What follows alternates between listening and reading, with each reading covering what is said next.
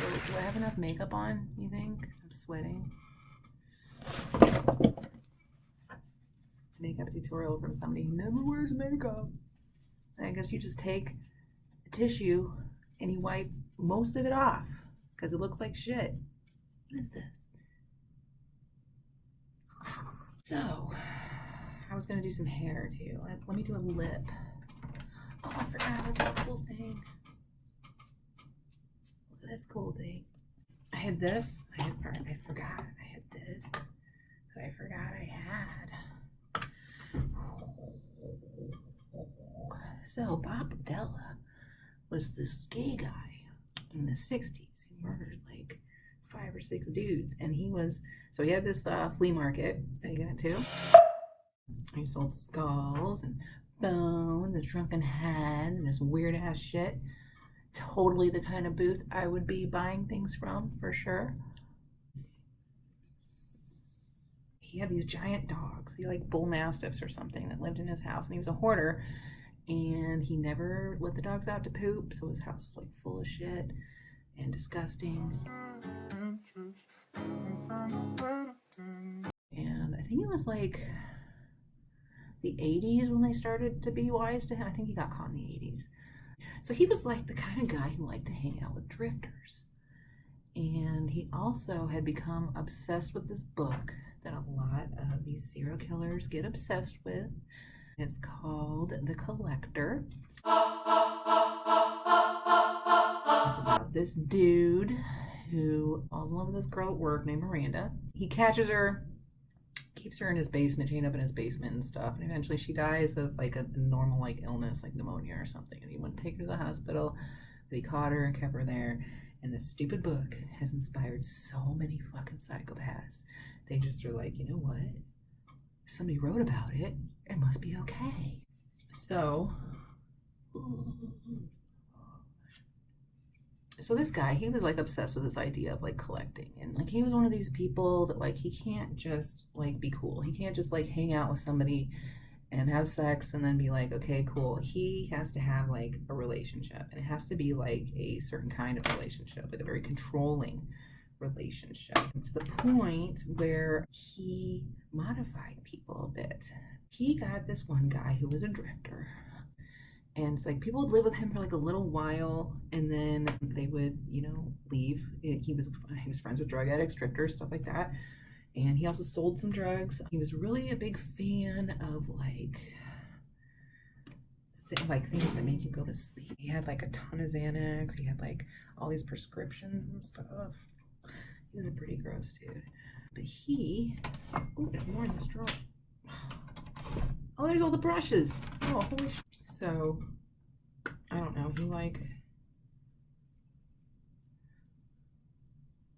don't really know how to do contouring. I don't think I have anything to do that with. I don't know. He got this one guy. And, see, I don't know enough details to do true crime, really. He just was like, he was just crazy. He, like, got this one dude, so he was, like, a drifter. He had a roommate, like, a lot of the time, too, this roommate. And, like, at one point, the police had this audio tape that there was this guy being like, I'm gonna kill you, I'm gonna kill you, I'm gonna kill you. And it turns out it was the roommate. And Bob had audio taped him while he was masturbating, because it was just so weird to him. And like he had told him over and over again, like, don't be so loud when you masturbate. But he like scream at his dick and tell his dick he was gonna kill it. So I mean, a lot of really cool people. So the roommate, I guess it, you know, so Bob would like, he got this one dude, and like he gave him like he shot him up with like these drugs that made him like fall asleep or whatever.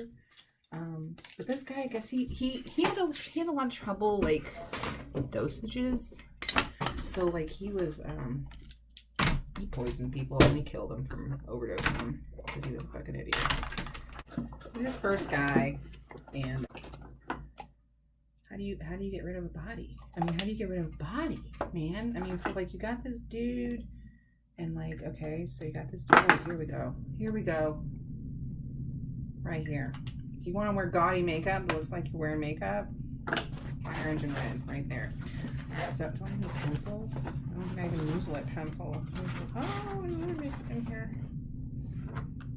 Okay. Alright, so he had this body, this guy, you know, he was gross. So he knocked this guy out with drugs, and then he fucked him, and he tied him up, and he fucked him, and he, you know, did all that stuff. And he died. Not too long. He wasn't there too long, maybe 12 hours or something, I don't know. But so Bob, you know, he's like, what do you do with a body? What am I supposed to do with this body? Now it's dead. I had my fun. What do I do? So I guess he like chopped it up. He chopped off the head. He buried the head in the backyard. You know, I always assumed that like he was, you know, like, you know, collector. He collected stuff, and if you're gonna collect a souvenir, a skull of the person you killed is probably a pretty good one. He put it in the ground so that, you know, that would like decompose it nice, and he, I think there was something about he was eating it too. Like he put some in the freezer, and he was a chef. He was also a chef. Anyway, so he cut up the body and he put it in garbage bags. He like double bagged it. Put it in a big dog food bag too or something, and put it on the curb. And the garbage men came and picked it up. He actually did that like 5 more times. Like he was able to get rid of the remains by having the garbage men come and pick it up. People, you don't ask any questions. Garbage men are just, you know, hey, we're hourly, you know. Don't have to worry about what's actually in here until you get a call. And actually, that's an interesting thing too. The garbage, they like date every layer, like date and timestamp all the garbage that comes in, because so many people use it for nefarious purposes. So Bob, he was okay for like a little while after that whole thing happened. I think I need more lipstick.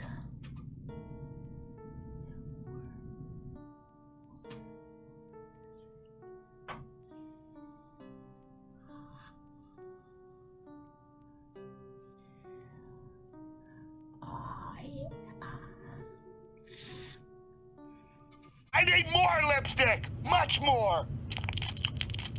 Oh yeah, that's the stuff. Men love it when you really glob it on. Yeah, it was funny. So he was good for a little while, but then it was like, you know how it is. You know, I was bad. I ate a whole cake the other day.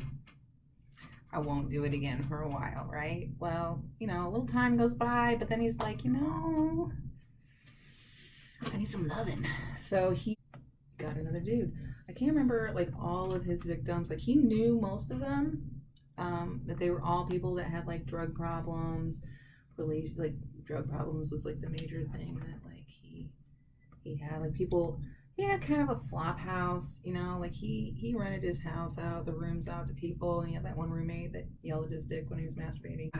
You know, he's like, I'm lonely. I guess when he was like killing people, he didn't actually have anyone renting from him at the time.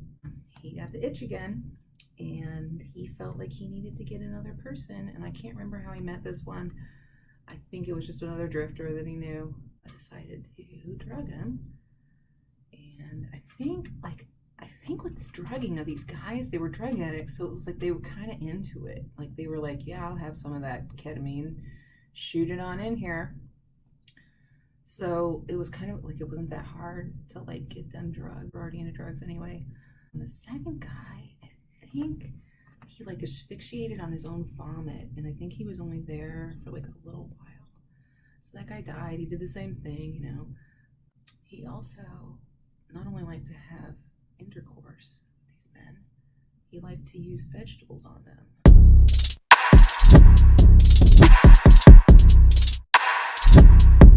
And he also was a very good archiver, and he kept notes on every single thing he did, including what vegetable he used. And he also had lots and lots and lots of Polaroids. Lots of them. Oh, look at that. You know, of what he was doing. There was like a lot of evidence. Like they found a ton. There was so much evidence. It was disgusting. Like he was for sure guilty. But anyway, he would go back and like review that stuff. It's like, you know, a lot of these guys, they're conventional pornography just doesn't really do it for them. They have to make their own. So he was making his own pornography. You know, not great. So creative. He got another guy, and this guy, there was one guy where he was like, he knew him and he was down in his luck, and it was raining, and so this drug addict guy like ended up hiding in Bob's shed, and like the dogs were going crazy, so he went out there and it was like this dude, and he was like, oh, God sent me this dude. So he had him come inside, and the guy actually requested the drugs that he gave him. He actually was like, yeah, I'm hard up, I need some drugs. And he's like, I got you covered. So then gives the guy the drugs, and this guy ended up being, I think this was the one that was with him the longest. He had somebody for like 6 weeks. I mean, this was the 2-week guy. This might have been the 2-week guy. Like all these other ones was just like a few hours, because then they died of the overdose. He gets this guy in, gives him the drugs, he passes out, he ties him up, and he tortured him. Well, he didn't really torture him, but he like did something, like he put Drano in his eyes and put like caulk in his ears, and like he tried to disable him so that he couldn't like call for help or hear help or any of that shit. This guy ended up dying of his own vomit, but he was there for like 2 weeks. And it was like the reason that he killed that guy, like he had him in his attic all tied up, and like one of his, I think it was the guy that yelled at his dick when he masturbated, like he came, his name was Phil, I think. And he came by and he was like, oh, I'm here to fix your roof, Bob. And he's like, well, what the fuck? I asked you to do that like months ago, and now you're just showing up today to do it. And that's how fucking contractors are. I swear to God, they're all like that. They're all like, oh, yeah, I'll do it. And then like on their own fucking time. So he was like, well, this dude's up there working on my roof, and I'm not real comfortable having this guy here, because he might hear him. And the guy was just kind of laying there. He wasn't even trying to signal the guy. So he goes up there and he like puts a plastic bag over the guy's head and kills him, because he was like, you know, I'm gonna get caught. But he wasn't really ready to be done with that guy. Again, he cut him up, put him in the trash. Trash picked it up. So the next guy that he got, he actually kept a hold of him for about 6 weeks. And this guy kind of was like able to kind of befriend Bob, I guess, or like they were actually able to have like conversations and stuff. And he was kind of like playing that role that some victims do, where like befriend your captor and get them to trust you, and then, you know, when you get a chance, like get away. He befriended Bob, and then it's one day the guy bit Bob's dick when he was blowing him. He forced him to give him, and he bit the guy's, and he bit it so hard it almost came off, like the tip almost came off, and Bob just beat him to death. Apparently he was saying like, this is not how you handle this, this is not how you handle this. Like he was like, this isn't fair. It's not fair of you to do this way. But then he had to go to the hospital. He had to have his thing like sewn back on, and he had a catheter in, and he ended up leaving the hospital like pretty quick after that happened. He said he had to go let his dogs out, which he fucking was a lie. He never let his dogs out. Went home, and he had to deal with his body. I mean, it was like, and it was something like, it was like his garbage day was on Monday and it was Sunday night. So like he had to get this done or he'd have to wait like a whole week. So because he was injured and he didn't have very much strength, like he had to drag the body down there, the basement, to work on it. And like, you know, he had this catheter, he was in like a lot of pain. And so he decided that he was going to use a chainsaw to dismember this body, because he just didn't have the strength to hack at it this time. He was weak. I made a huge fucking mess all over the basement. It was gross. It was fucking gross. So it was a mess, and he never like got it cleaned up or anything. Like he got the body out for the garbage, but like the place was still disgusting. And the last guy he got, he made a lot of mistakes, I guess. But anyway, this guy got out during the day when Bob was gone, and he ran around the neighborhood, and he was naked, and like he ran up to like a postman or a meter maid or something, or like a meter reader, And he was like, tell them a story and like, get me out of here. And the guy was like, you gay. So like, and Bob had, that's the other thing. Bob had tons of cops like in his house, like looking at him, but like before, like there were reports of him like drugging people. So they would investigate, but then they were like, your house is really, really gross. You're super gay.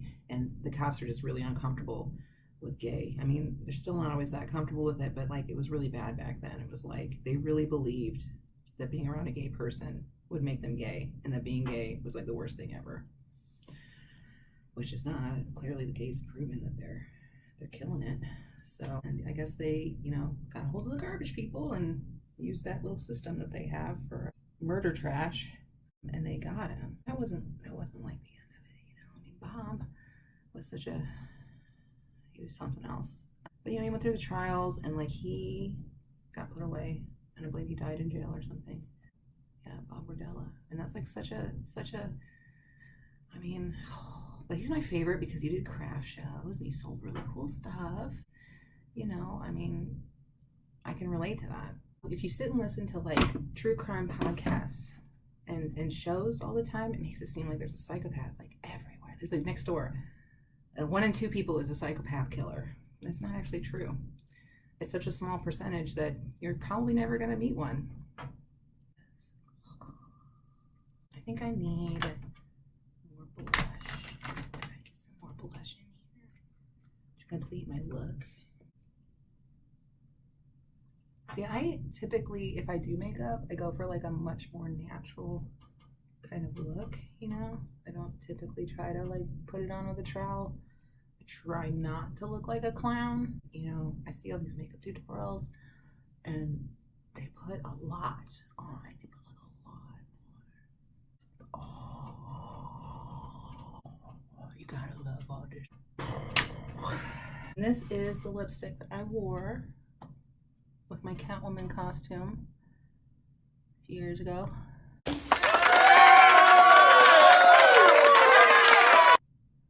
That I have pictures of on my Tinder. Nice conversation piece.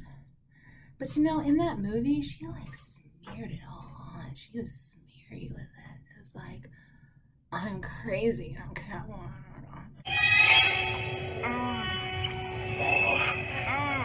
Nice kitty. Nice kitty. Lipstick on. She basically is like, you want that Catwoman look? I'd be like, ugh. Oh, ugh. There you go. There you go. And also, something you want to do, it's just kind of cool. Like, and I learned this from It's Always Sunny in Philadelphia. This particular beauty tip. You want to really mess this part up back here. You want to really, really get in there and like fuck it up good, you know? Because like Danny DeVito said, you want to look like you've been, The bed look, the toss look, the ruffle look, you look like you just got, you know? And it kind of worked out. So, you know, you want to do the back of your hair like you've been on your back. Okay. See? See how it is? See? And then maybe, should I be done? Am I done? You think I'm done? You think this is good?